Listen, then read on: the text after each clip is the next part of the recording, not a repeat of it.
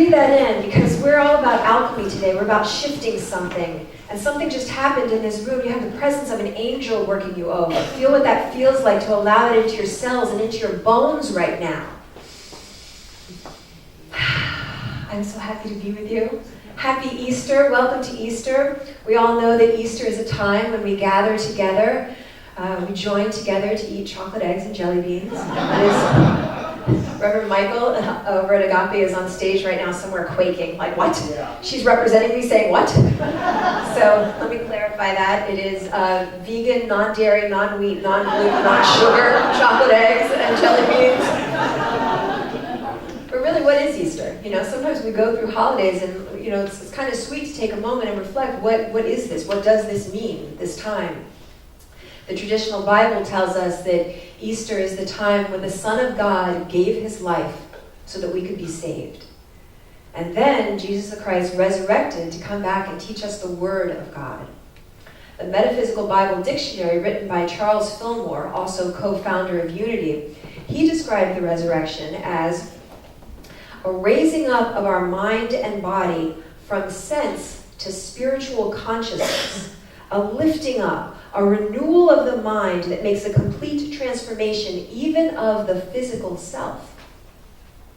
The resurrection is an organic change that takes place daily. And the little kicker here is that the resurrection takes place in all who conform their lives to the spiritual law under which it works. So the idea is not so much whether or not Jesus physically resurrected, it's that his teachings were resurrected in the apostles and disciples that followed him. And the promise of Easter is that these truth teachings may be resurrected in you and I as well. Yes? Yes. So Easter is a time of rebirth. It is a time of renewal.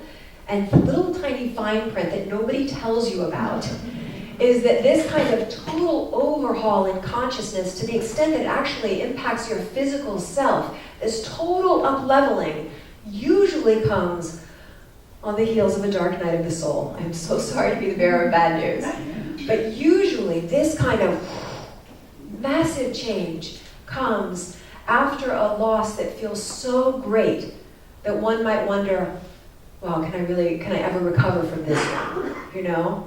I mean, I know right here at Soul Center, y'all are experiencing a shift in leadership, and so some people may have had that feeling like, how are we going to get through this time, you know? And even in your own lives, whether in your personal life or your professional life, there may be a sense of you going through something where it's like, wow, this one's just too big. You know, God, you really crossed the line this time. That was no can do here. But the deal is, it's springtime. It's springtime. No matter how bitter the winter, spring always returns. Isn't that something? No matter how bitter the winter, spring always returns. And I am actually a testament to that right now. I feel like I'm living a resurrection, so to speak. So many of you that I'm connected with on social media know that just a couple of months ago, I woke up to find that it was raining inside my house. Not outside, folks. Inside my house, pouring down rain. Somehow, a teeny tiny pipe carrying boiling hot water burst in the night, and all night long covertly gushed inside walls, spreading throughout the entire second floor, which then seeped down into the ceiling of the first floor, melting everything in its path. By 6 o'clock in the morning, my house was destroyed. Life changed, boom, on a dime, and this is just a few months ago. That is when I found myself floundering around in a dark night of the soul. And the thing about a dark night of the soul is it's dark, yet can't find the light switch. So we're going to be learning spiritual braille here today. Is that okay with you? Yes. A little spiritual braille. How do you get the light back on in those moments when it feels just too dark? So the first spiritual braille light switch for you is to take an internal inventory, to get a sense, an understanding of yourself. What is your go-to response system? We all have a go-to response system. Some people freeze up, wage war, meltdown, make one person a good person, one person a bad person. What's your thing? We all have a thing. Usually it's unconscious, but it doesn't have to be. And when you bring it into your conscious awareness, when you become clear about what it is, then if you want to, if you need to, when you get into a challenge situation, you can take your go-to and go someplace else with it if you need to. I needed to do that after the flood. I'll get back to that in a minute.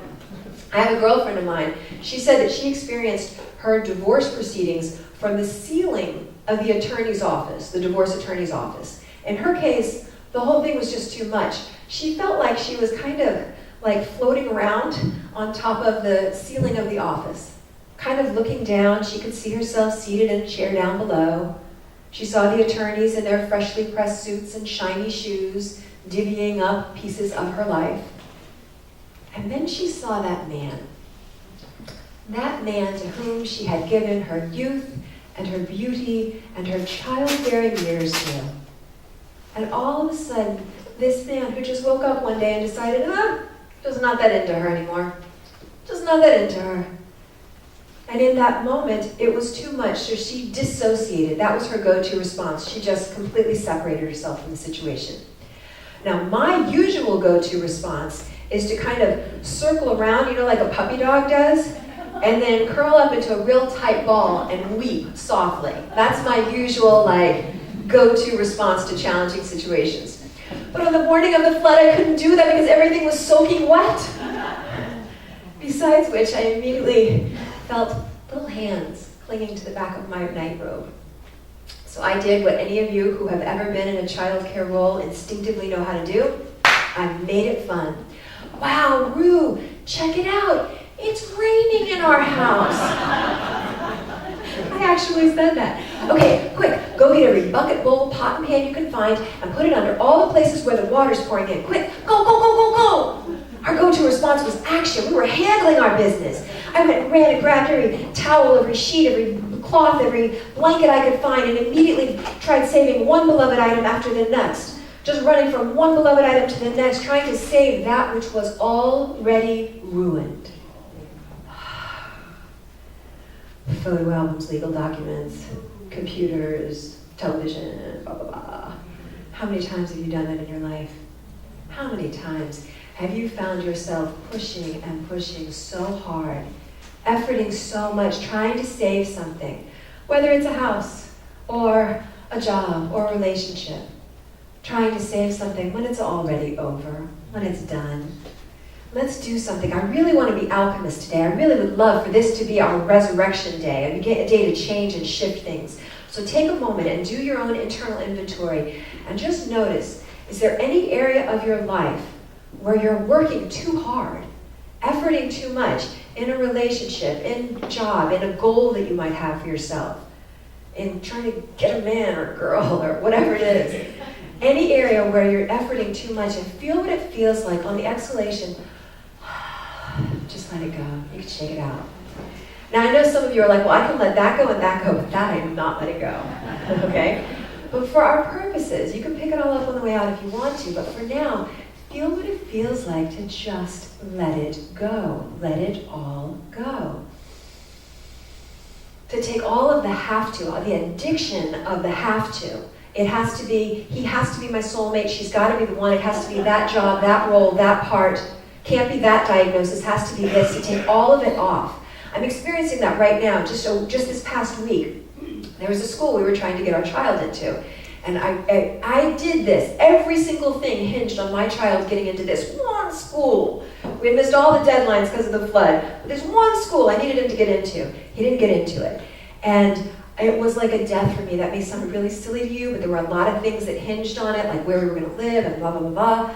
And so I felt I just sank so low. So I made a pact with myself. The next day when I was going to my home spiritual center, Agape, any person that came up to me and said, hi, how you doing? I was going to tell them my story. Because I made this, and I normally don't do that. I was telling my business because I knew that I was going to get solid gold something from someone. I got it from two guys on our awareness team, which is our security team, who they said, how you doing? They expected me to keep walking, and I said, well, I gave them my whole thing. And then this genius came out of them. And it was just enough to help me get from the death part of what felt like a death back into the resurrection. Back into, oh, Well, if that doesn't happen, then it leaves space for maybe this. If that, then maybe this. We just got another phone call from a school that's even closer to where we live that wants to see us next week.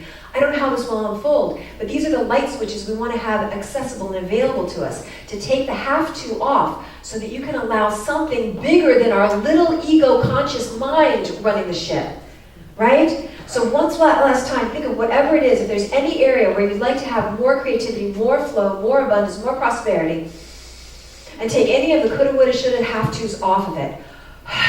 And just exhale it out. Feel what that feels like. Do it a couple of times. Let it be totally free. What this does is it creates new space for new clarity.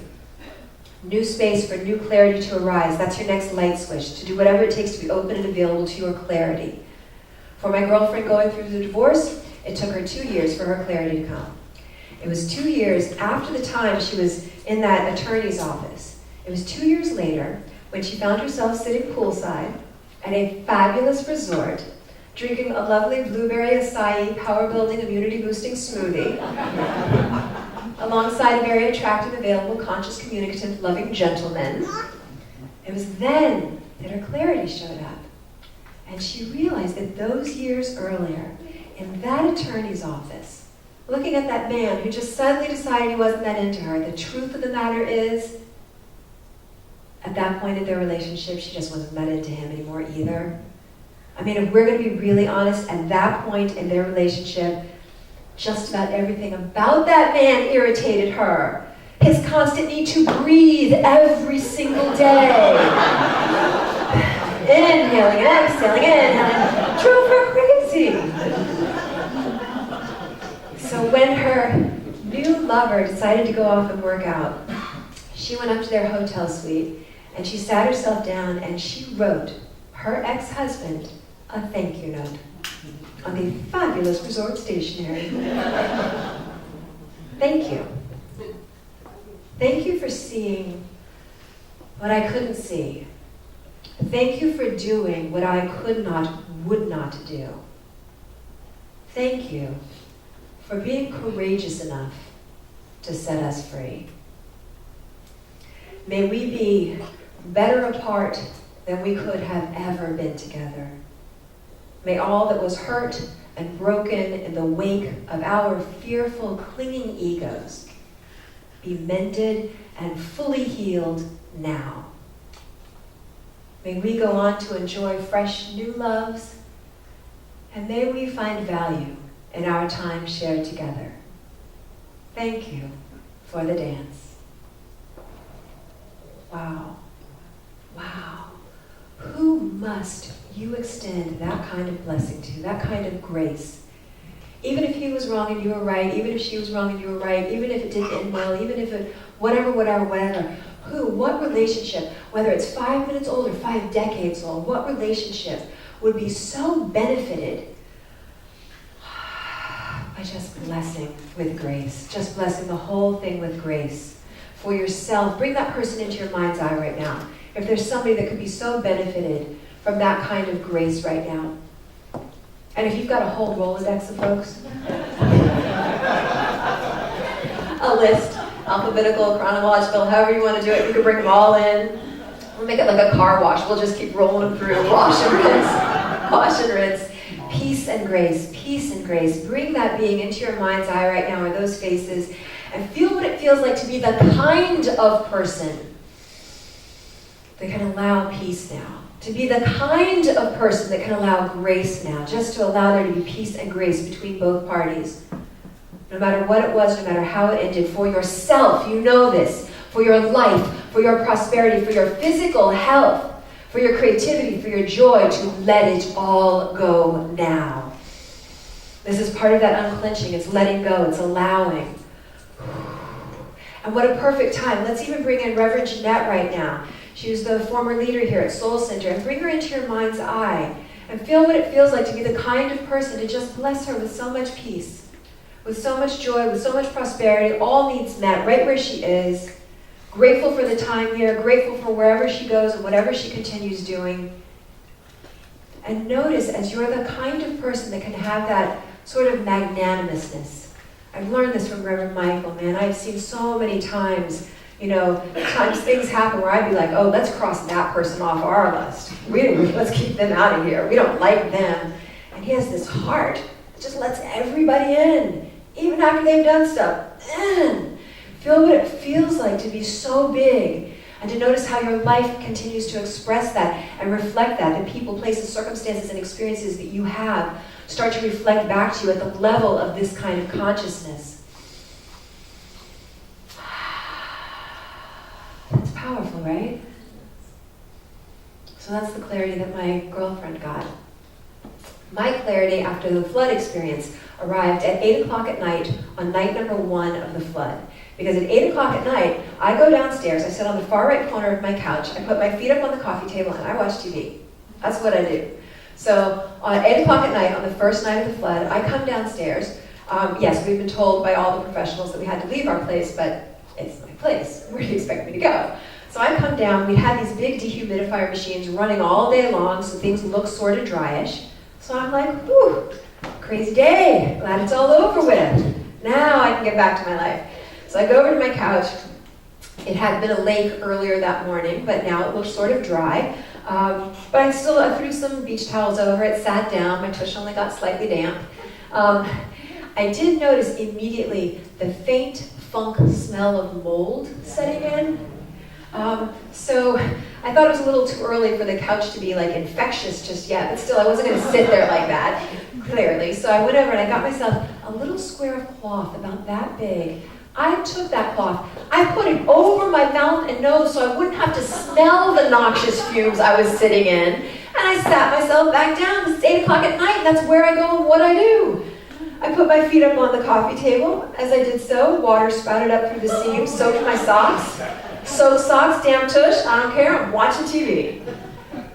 And so when I reached for the television remote control, my whole world changed. I start pressing buttons, water droplets the size of chiclets start squirting out, but the TV turned on. It was a miracle, like of burning bush proportions, I tell you, right? And there were even some Real Housewives from somewhere on, so like everything's gonna be good now. I'm watching TV, all is well until that television began to make sounds I had never known a TV to make. It began to snap and crackle and pop, and then it froze up, and it went completely black. And that's when it finally hit me. That's when my clarity finally showed up, and I realized, oh, wow, I don't live here anymore.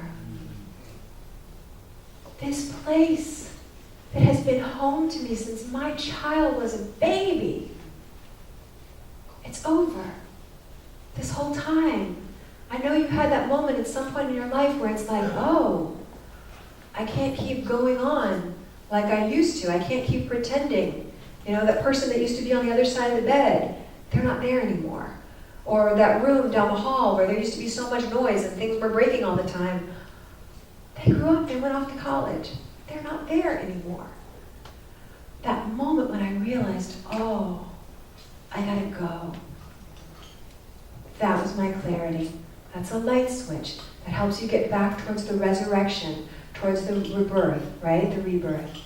Now, it's not enough just to get clarity. We want to make sure that we're living our lives with an infrastructure in place that's going to hold you up as you get your clarity, an infrastructure in place that will keep you going no matter what, right? And for me, part of that infrastructure is getting to the source of your spiritual good. But what I want to share with you, the source of your spiritual good is the place that feeds you most spiritually. It can be mountains, oceans, beaches, deserts, getting to your spiritual center. But I found it challenging right after the flood to get to my spiritual center because I was going through something. I looked fine on the outside, but I had stuff going on.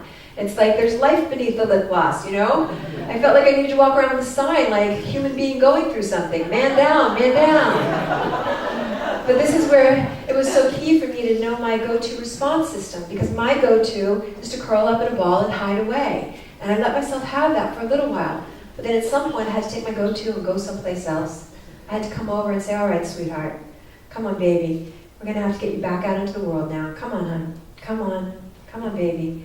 I got myself, coached myself back. I got to agape, and because I did, the miraculous occurred. I was sitting right where you are. Reverend Michael's up on stage doing his thing, and I felt something. That's the miraculous. I had weeks and weeks of feeling cold and numb inside. And then all of a sudden I felt something, like a little tiny green bud that pokes itself up from the ground for the very first time of spring. And you don't know if it's going to make it because it's still pretty cold out. But it might. And all I could think was, wow, not dead yet. Not dead yet. I'm sure some of you have felt that. I was turning down speaking opportunities left, right, and center. I was watching What's Your What book sales completely dry up, but then I felt something. It's that little green bud of possibility that is the extraordinary thing about who you are. That no matter where you have been, what you have been through, what you're going through right now, there is something renewable about you. There is something unquenchable, undeniable about you. It's all on you, whether you fan that, whether you nurture it, whether you tend to it, yes? And because I got myself to the source of my spiritual good, because I got myself back to my spiritual center, the miraculous occurred. So when speaking opportunities started coming in again, I was able to say, yes, thank you. What's Your What started selling again. It's in its second printing now, not even a year. And got all kinds of testimonials from folks like Iyanla Van Zandt, Don Miguel Ruiz, and that's just from having an infrastructure in place. You want your infrastructure in place that will hold you up in the good times and the challenging times, yes? Those are your light switches. Just a couple nights ago, I was tucking my child into bed, in his new bedroom, in our new house. And we never did go back to the old place. And my kid let out this great big sigh, and he just said, whew, I just wasn't ready for that flood. All I could think was, buddy, neither was I. Isn't that the truest thing? How many times in your life have you felt like you just weren't ready? Just wasn't ready for whatever it was that was coming down the pipe, wasn't ready for them to go, wasn't ready for a diagnosis, wasn't ready for a job improvement, wasn't ready for increased finances, wasn't ready for the body to change, wasn't ready, and yet, some part of you is.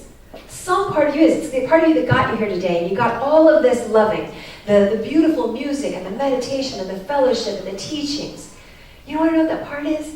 It's that little tiny green bud of possibility that exists within you always, and it's 100% on you. Will you nurture it with your loving and your kindness and your generosity? Will you tend to it and care for it so that it can ignite and bloom into the biggest possible, most radiant, genius version of yourself ever? Yes? Yes. Because it's springtime, right? Yes. And no matter how bitter the winter, spring always returns. Many, many blessings to you all. Thank you.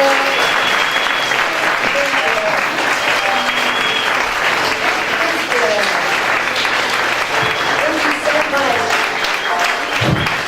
Thank you. Let's take this right into a prayer. Let's go right into a healing prayer, okay?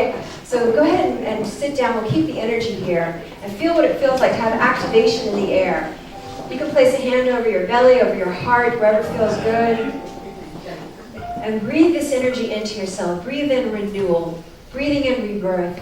Knowing that there is one power, one presence, one source, one life, one love, one God. Everywhere, always. Everywhere. Whatever it is that concerns you in this moment, this presence of goodness is with you now. It fills, it infuses, it infiltrates all areas of your life, omnipresently, in all directions. So grateful and thankful to know that this presence is everywhere, always. It includes right where I am, right where you are in this very moment. I'm so grateful and thankful to know that right now something is more activated within you. As you breathe in, knowing that activation, healing, nurturing, that this is truly Resurrection Day. It is truly Resurrection Day. And we allow all that is new and vital and good to begin rising up within you. It's Resurrection Day, so rise. Rise into your creativity. Rising in your genius, rising in your loving, rising in your prosperity, rising in your wholeness. Taking in 3 full deep breaths. Let it out with some sound.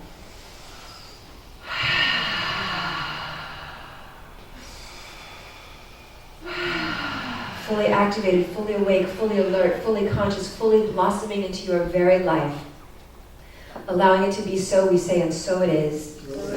Amen. Amen. Beautiful. Thank you so much.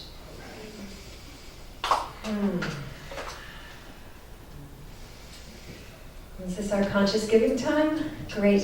So we're going to move right into that. We'll stay in this flow. This is the opportunity where you get to be connected to your own life. It's where you get to